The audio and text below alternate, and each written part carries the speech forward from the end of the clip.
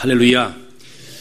오늘도 하나님의 크신 은혜와 사랑이 저와 여러분들 가운데 함께 하시기를 주님의 이름으로 축원합니다. 저는 오늘 마음이 열려야 사역도 열린다, 마음이 열려야 사역도 열린다라고 하는 제목으로 하나님 말씀을 증거하려고 합니다.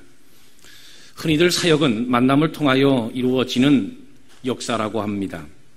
일리가 있습니다. 사람은 누구를 만나느냐에 따라서 그 생각도 가치관도 결정이 됩니다. 또 누구를 만나느냐에 따라서 말과 행동도 결정이 됩니다. 심지어 인격이나 신앙 그리고 사명까지도 누구를 만나느냐에 따라서 큰 영향을 받습니다. 그러나 모든 것이 만남을 통하여 사역이 자동적으로 열리는 것은 아닙니다. 성령이 주선하시는 만남이 가장 중요한 만남이고 그 속에서 하나님의 역사가 나타나는 것이지요. 오늘 본문에 보면 사도 바울의 일행이 전도단을 꾸렸습니다. 바울, 실라, 디모데 그리고 누가 이렇게 아시아 전도단을 꾸렸습니다. 그런데 아시아로 가고자 하니 성령이 막았지요. 비두니아로 가고자 하니 이번에는 예수의 영이 막았습니다. 그 밤 한 환상이 보이는데 마게도냐 사람 하나가 손짓하여 와서 우리를 도우라고 합니다. 그 환상을 본 바울은 하나님께서 마게도냐로 우리를 인도하는구나 라고 인정을 하게 됩니다. 그리고 그때부터 마게도냐로 발걸음을 재촉하지요. 그 마게도냐의 첫 성에 도착하니 그곳이 바로 빌립보입니다. 거기서 며칠 머물다가 안식일 날이 되어 기도하기 위하여 기도할 곳이 있는가 찾다가 강가에 가게 됩니다. 그 강가에서 이미 앉아 모인 여자들을 만나게 되는데 그 중에 한 여자가 바울의 말을 듣습니다.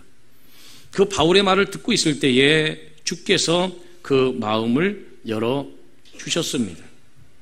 그 여자가 누구냐면 바로 누디아입니다. 누디아는 두아디라시에 공장이 있고 그리고 마케도냐 지역에 와서 장사하는 여인이었습니다. 예컨대 그렇다는 것입니다. 그 루디아가 마음이 열렸습니다. 그리고 바울의 말을 따랐습니다. 그가 세례를 받았습니다. 그와 그 온 집이 다 세례받았습니다. 그리고 주를 믿는 자가 되었습니다. 그리고 자신의 집을 교회의 처소로 개방해서 헌신하고 하나님께 봉사하는, 하나님을 섬기는 믿음의 가정이 되었습니다. 왜 사도 바울이 전도하러 가는 곳마다 유대인의 회당에 먼저 들어갔는데 기도처를 찾았는가? 통상적으로 유대인 남자 10명이 모이면 회당을 짓습니다. 그리고 철저하게 회당 중심으로 신앙생활을 합니다. 그러나 그곳에는 회당이 없었다는 거지요. 그래서 사도 바울도 회당을 찾지 못하고 강가에 갔던 것입니다. 자, 강가에서 누리아만 만난 것이 아닙니다. 강가에 이미 많은 여러 여자들이 앉아 있는 것을 보았습니다. 그리고 그들에게도 바울이 이야기를 했습니다. 그러나 하나님의 역사와 기적이 나타난 인물은 유일하게 루디아였습니다. 루디아만 하나님의 사역에 참여했고 하나님의 역사가 나타났던 것이지요. 왜냐하면 루디아는 성령께서 역사해 주셔서, 주님께서 역사해 주셔서 그의 마음이 열렸기 때문입니다. 이러보건대 여러분, 만남이 모두 다 사역으로 연결되고 이어지는 것이 아니라 마음이 열린 사람들을 통하여 오늘도 하나님의 사역을 열어가신다고 하는 것 믿으시기를 주님의 이름으로 축원합니다. 아는 사람이 많다고 해서 사역이 크게 열리고 활짝활짝 열리는 게 아니에요. 나하고 오래 교제한 사람들이 많다고 해서 사역이 활짝활짝 열리는 게 아닙니다. 평시에 나를 좋게 봐주고 평시에 나에게 옹호적인 사람들이 많다고 해서 하나님의 사역이 열리는 것도 아닙니다.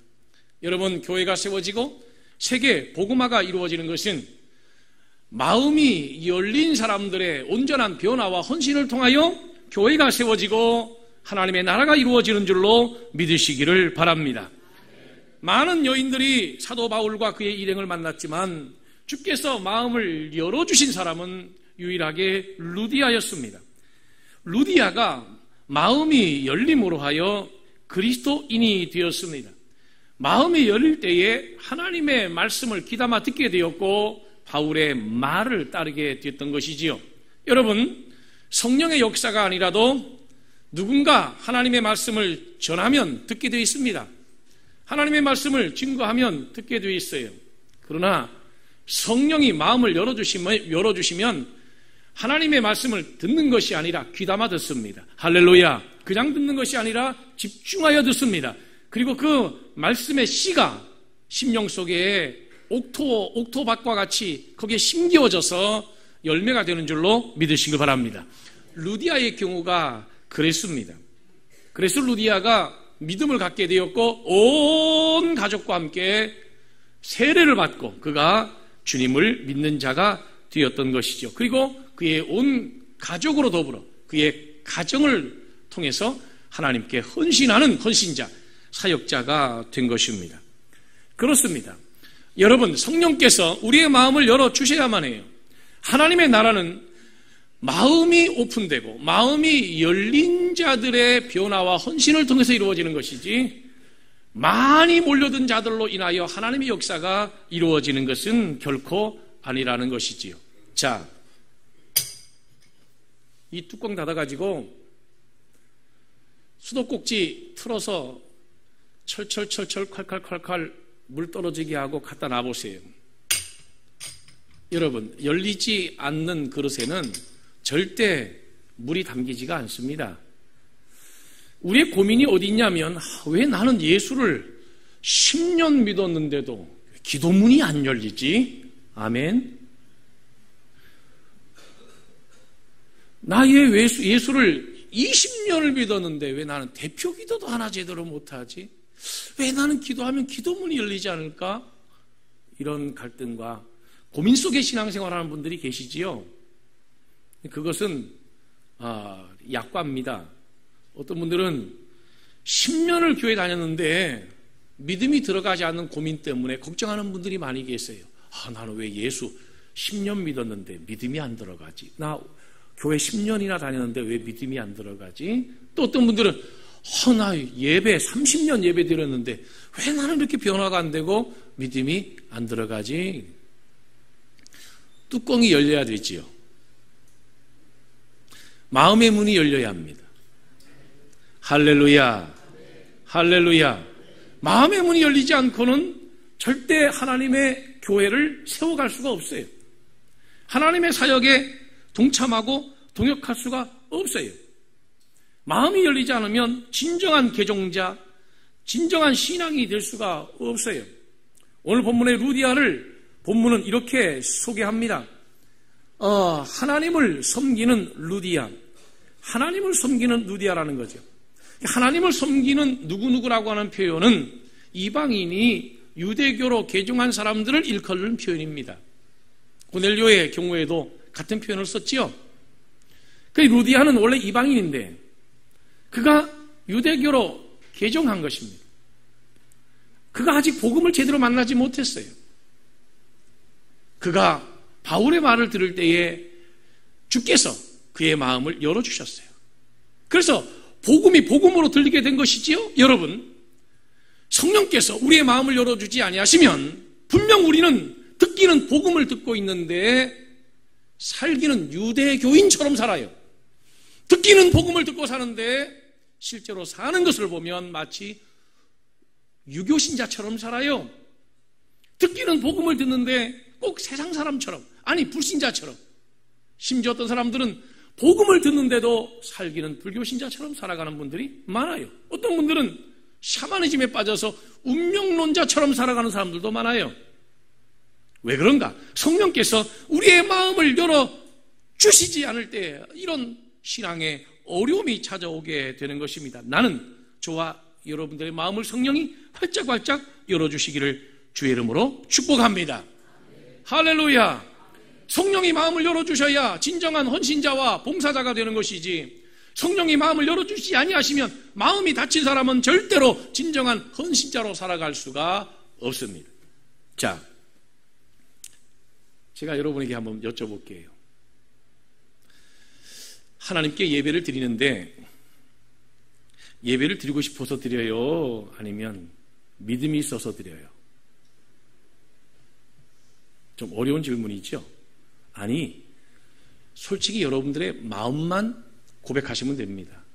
여러분을 믿음으로 예배 드려요? 아니면 예배 드리고 싶은 마음이 생겨서 예배 드려요? 다른 질문 드려볼게요. 하나님께 헌금을 하는데 헌금을 하려고 주머니에 손을 넣었다 뺐는데 이게 5,000원짜리가 나와야 되는데 10,000원짜리가 쑥 나오니까 깜짝 놀라잖아요. 헌금을 하는데 마음이 내키는 대로 해요? 아니면 믿음대로 해요? 그럼 5,000원 헌금하는 사람은 믿음이 5,000원이에요? 10,000원 헌금하는 사람은 믿음이 10,000원이에요? 뭐 그렇다고 볼 수 있겠죠. 그러면 또 여쭤볼게요. 내가 내 땅 팔고 내 집 팔아서 교회 짓는 사람들이 간혹 있잖아요. 그죠? 그 사람들이 논리와 이론 가지고 자기 땅 팔고 자기 집 팔아서 헌금해요? 아니면 그냥 하나님이 감동 주셔가지고 그냥 팔고 싶어서 팔아서 헌금하는 거예요? 그럼 불교 신자들은 믿음이 없는데도 왜 자기 집 팔아서 사찰을 짓죠? 여러분, 믿음이 아니라는 말이 아니라 우리가 마음이 열려야 제대로 된 헌신을 하나님 앞에 드릴 수 있다는 거예요. 그래서 하우데 핸드릭스가 자기의 교육 이론에서 마음의 원리를 이야기하면서 뭐라 그랬냐면 모든 학습의 시작은 마음에서부터 출발하는 것이다 그랬어요. 모든 학습의 시작은 머리에서부터 출발하는 것이 아니라 마음에서부터 출발하는 것이다.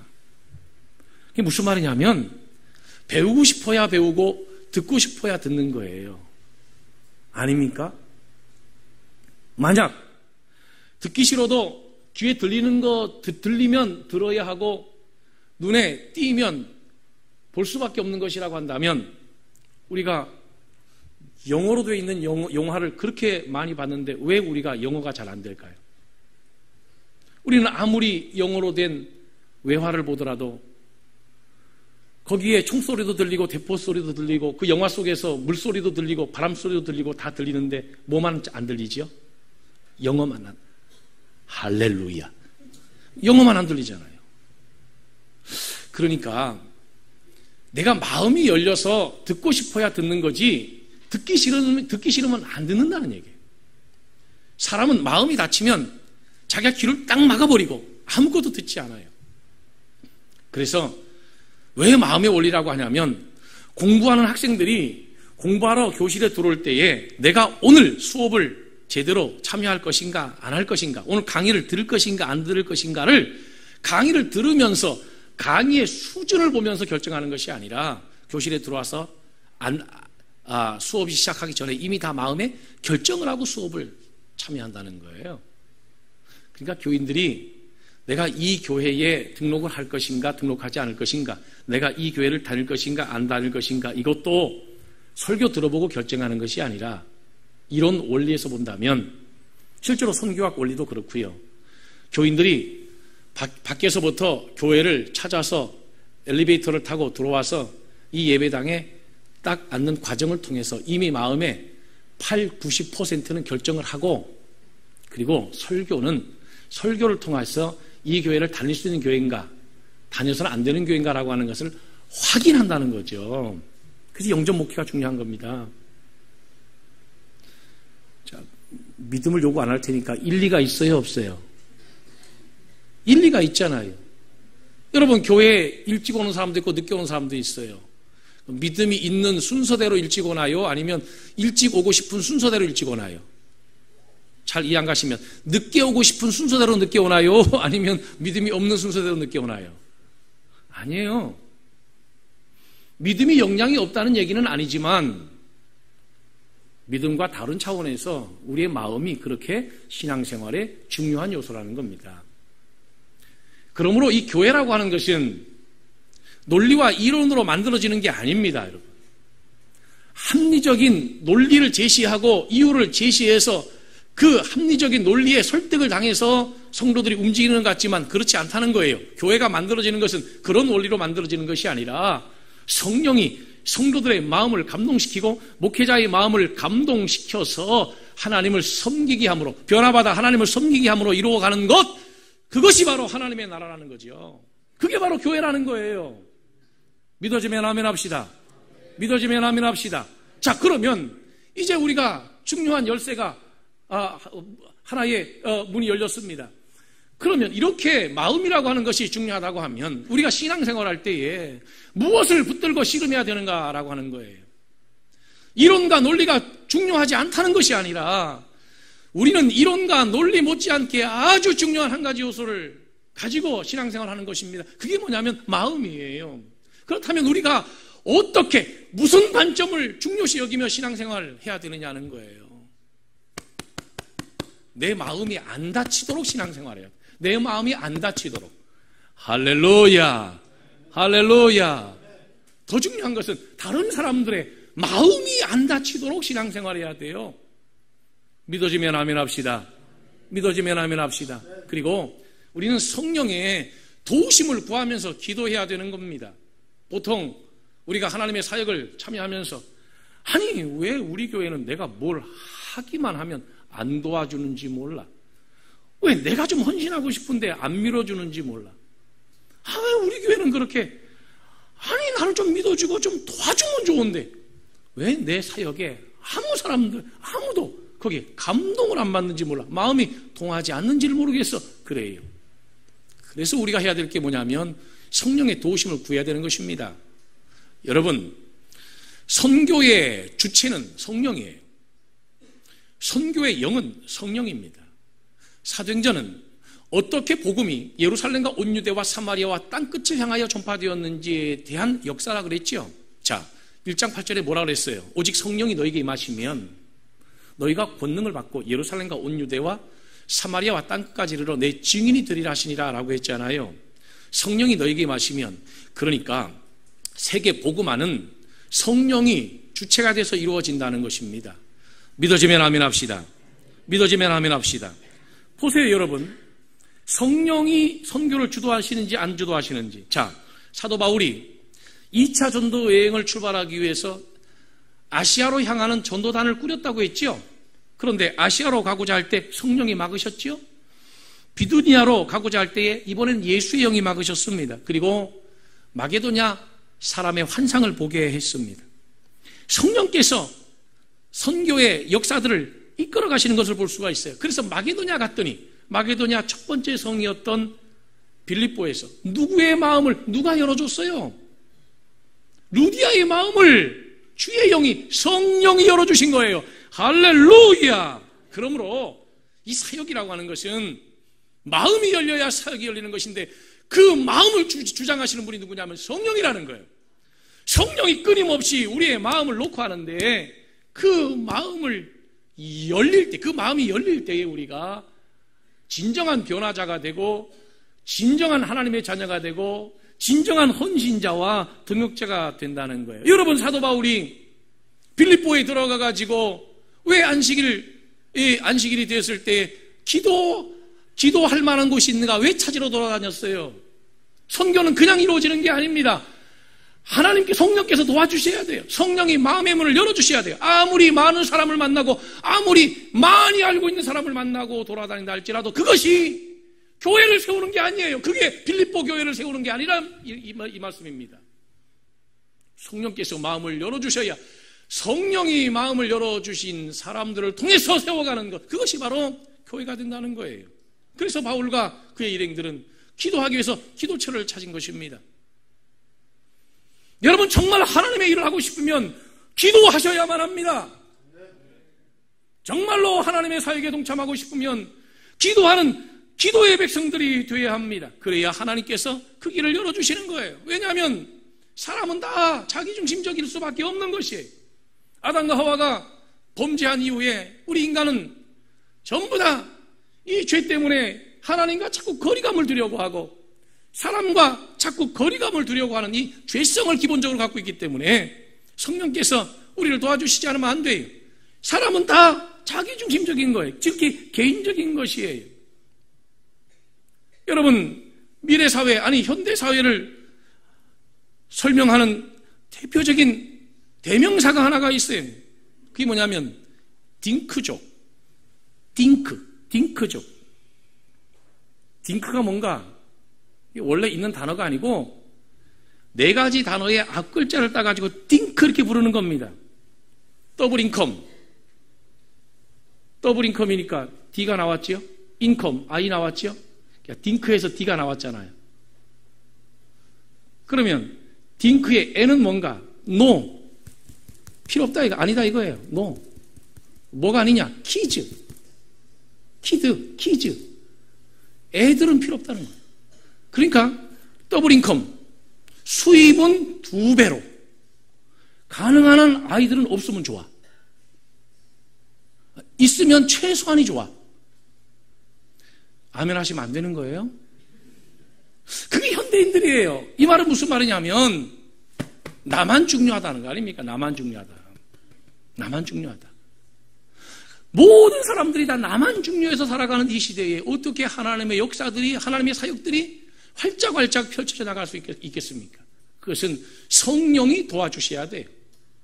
아니 나 살기도 바쁜데, 나나 살기도 바쁜데 우리가 어떻게 교회를 섬깁니까?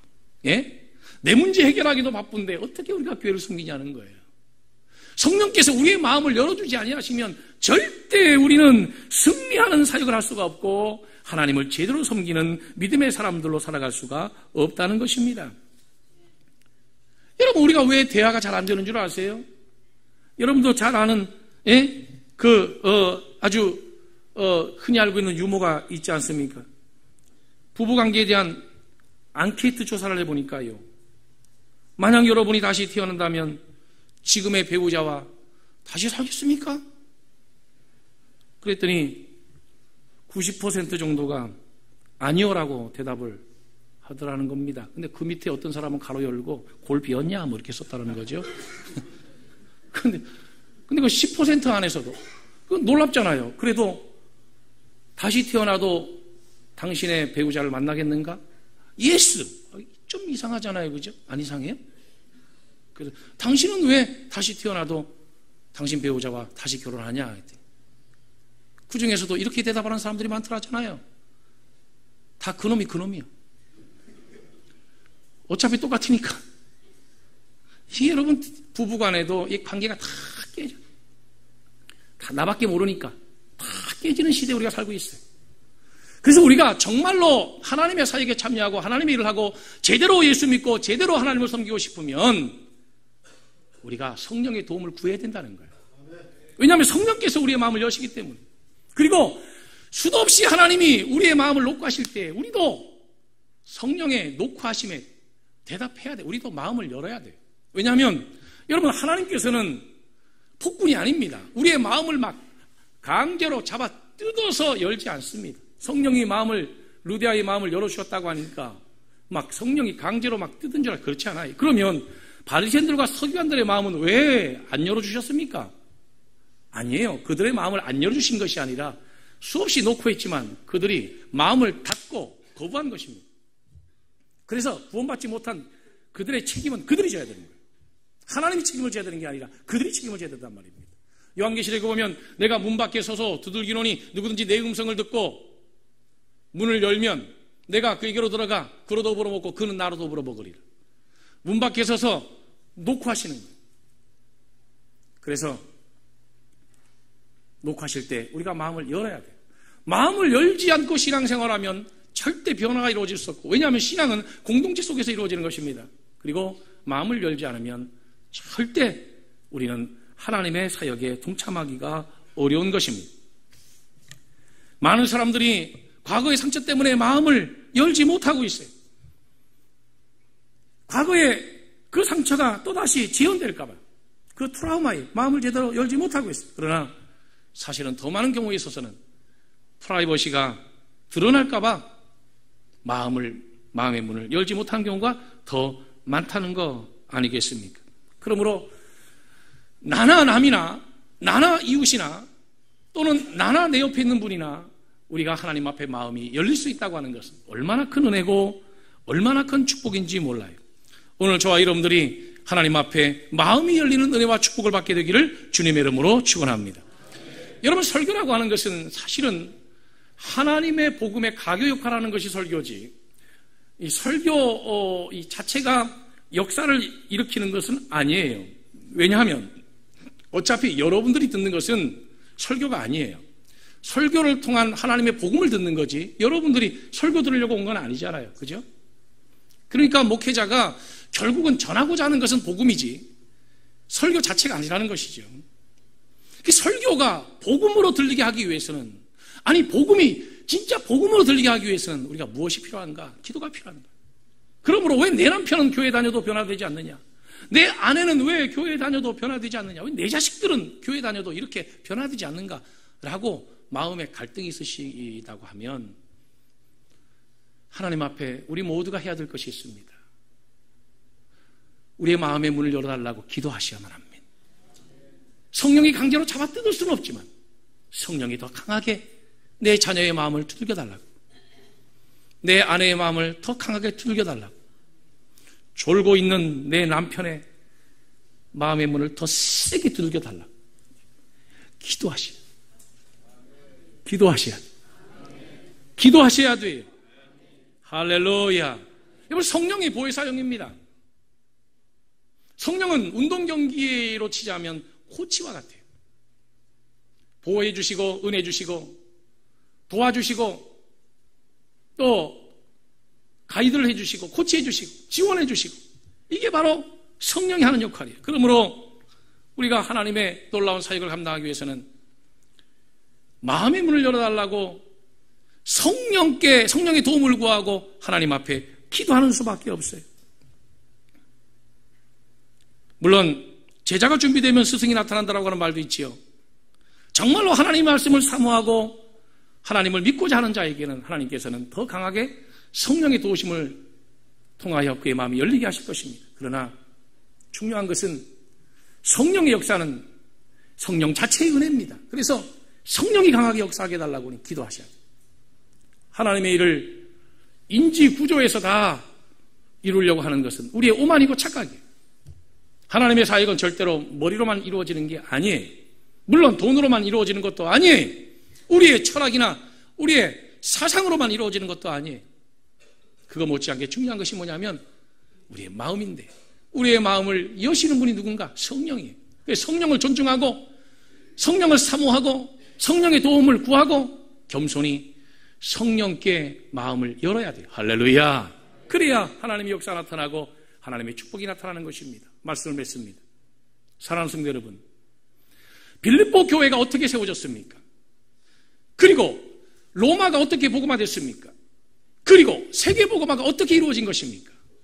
그것은 성령이 마음을 열어준 자를 통하여 그가 예수 믿게 하고 변화되게 하고 그가 헌신자가 되게 하심으로 이루어진 하나님의 역사라는 거죠. 그러므로 어떻게 우리는 하나님의 사역을 이해해야 될까요? 그것은 성령께서 마음을 열어주신 자들을 통하여 이루는 하나님의 동역이라고 우리가 이해해야 되지 않겠습니까? 이번 한 주간도 열린 마음을 가지고 이웃을 전도하고, 이번 한 주간도 열린 마음을 가지고 기도하면서 하나님의 충만한 은혜를 받고 나누는 저와 여러분들 모두가 되기를 주님의 이름으로 축원합니다.